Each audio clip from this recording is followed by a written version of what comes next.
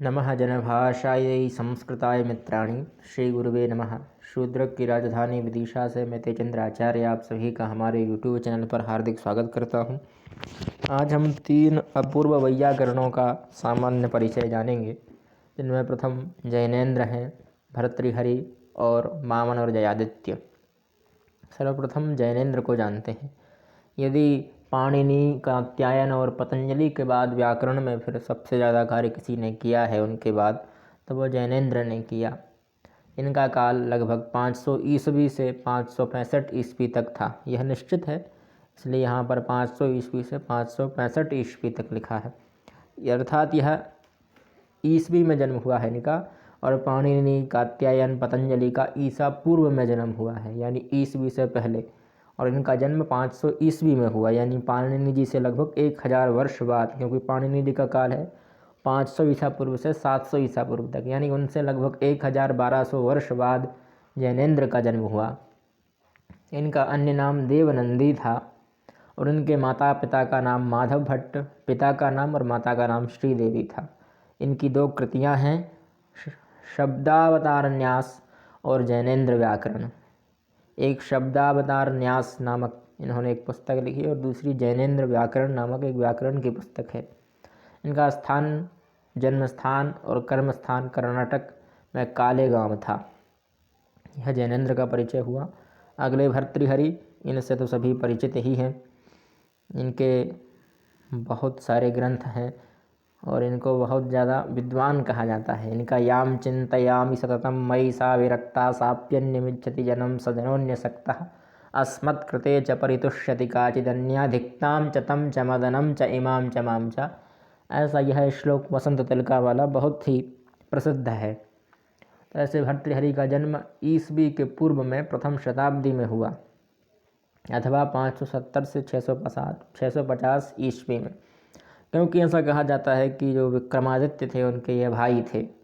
विक्रमादित्य बहुत हुए हैं, चंद्रगुप्त द्वितीय और विक्रमादित्य तो बहुत हुए हैं, तो निश्चित रूप से कह पाना कि किस विक्रमादित्य के ये भाई थे, तो इसलिए यह थोड़ा कन्फ्यूजन होता है। तो इनका जन्म समय हम मानते हैं या तो ईसा पूर्व की प्रथम शताब्दी, जो काल लगभग पतंजलि का था। पतंजलि का 150 ईसा पूर्व है और इनका ईसा पूर्व की प्रथम शताब्दी है, यानी 100 वर्ष ईसा पूर्व लगभग। अथवा जो बाद के चंद्रगुप्त हुए हैं, बाद में विक्रमादित्य हुए, उनका काल रहा 570 ईस्वी से 650 ईस्वी, तो उस समय में भी इनका जन्म हो सकता है। तो इनके 2 जन्म समय हैं, अथवा काल मान लीजिए, जन्म समय तो एक ही है। इनका काल ऐसा संभावित है, निश्चित नहीं है।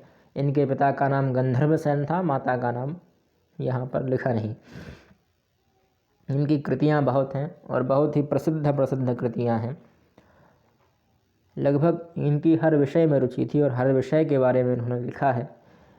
इनकी कृतियाँ हैं वाक्यपदीयम नामक, इसमें उन्होंने शब्द अक्षर को ब्रह्म कहा, अनादि निधनम ब्रह्म, जहाँ से प्रारंभ करते हैं। वाक्यपदीयम नामक एक ग्रंथ लिखा जिसमें 3 कांड हैं और व्याकरण का वह अद्वितीय ग्रंथ है।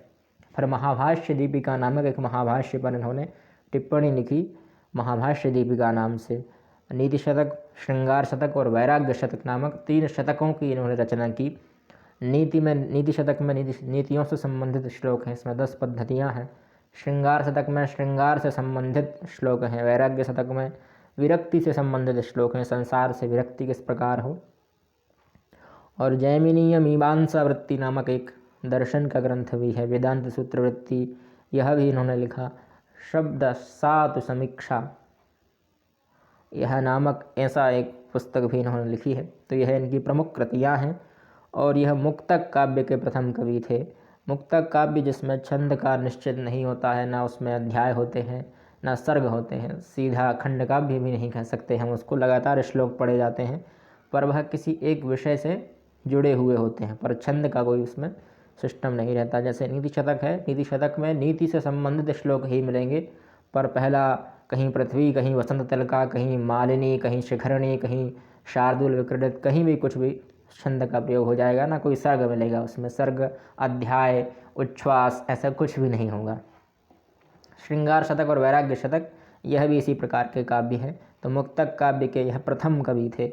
इनका स्थान मालवा था और इनके गुरु थे वसुरात और राजाश्रय यह स्वयं राजा थे, तो इनको किसी का राजाश्रय की आवश्यकता नहीं थी। इनकी पत्नी का नाम पिंगला था और वह पत्नी से बहुत दुखी हुए थे, तो फिर उन्होंने वैराग्य लिया और वैराग्य के बाद वैराग्य शतक, नीति शतक, श्रृंगार शतक और कई ग्रंथ लिखे और महान वैयाकरण हुए, महान साहित्यज्ञ हुए। और ज्योतिष का भी एक आध ग्रंथ इन्होंने लिखा है जो यहाँ पर नहीं है, मुझे ध्यान में है। ज्योतिष का भी एक ग्रंथ इन्होंने लिखा है। फिर हैं वामन और जयादित्य।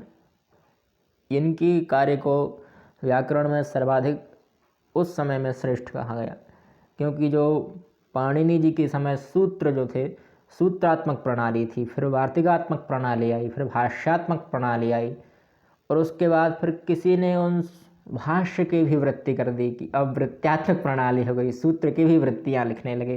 तो जो वृत्ति लिखने का सबसे पहला कार्य किया, ये आप लोग पढ़ते हैं लघु सिद्धांत कौमुदी, सिद्धांत कौमुदी, उसमें जो वृत्तियाँ हैं, तो उन वृत्तियों में जो सबसे पहले लिखने का कार्य किसी ने किया और किसी ने सोचा कि सूत्र की वृत्तियाँ भी हो सकती हैं, तो वह कार्य वामन और जयादित्य ने किया। यह दोनों भाई थे, अलग अलग नाम थे, वामन और जयादित्य। जयादित्य दो नामों से मिला है, जय और आदित्य, पर है एक ही। इनका काल लगभग 660 ईस्वी था। ईस्वी ईसा पूर्व नहीं था, ईस्वी ही था, मतलब अभी लगभग 1500-1600 वर्ष पूर्व यह हुए थे। इनकी कृति का एक ही है, काशिका वृत्ति। पूर्व के 5 अध्याय जो हैं वह जयादित्य ने लिखे हैं और बाकी के जो शेष 3 अध्याय हैं वो वामन ने लिखे हैं। अष्टाध्यायी के ऊपर इन्होंने वृत्ति लिखी, तो अष्टाध्यायी में 8 अध्याय हैं, 5 अध्याय जयादित्य ने, 3 वामन ने लिखे। तो यह इन तीनों का हमने सामान्य परिचय जान लिया। 4 लोग हैं पर मुख्य रूप से 3 ही कहेंगे, वामन, जयादित्य, भर्तृहरि और जैनेन्द्र। जैनेन्द्र के बारे में भी हमने जान लिया। जैनेन्द्र पाणिनि का अध्ययन पतंजलि के बाद चौथे व्याकरण के प्रमुख वैयाकरण के रूप में प्रस्तुत हुए। इनसे पूर्व हम भर्तृहरि को मान सकते हैं, पर भर्तृहरि का काल निश्चित नहीं है कि वह ईसा की प्रथम शताब्दी में हुए, ईसा पूर्व की प्रथम शताब्दी में हुए, अथवा 570 ईस्वी से लेकर 650 ईस्वी के मध्य का काल भी हो सकता है। और वामन जयादित्य का काल तो निश्चित है, 660 ईस्वी। तो यह तीनों का सामान्य परिचय हुआ। जयतु संस्कृतम, जयतु भारतम।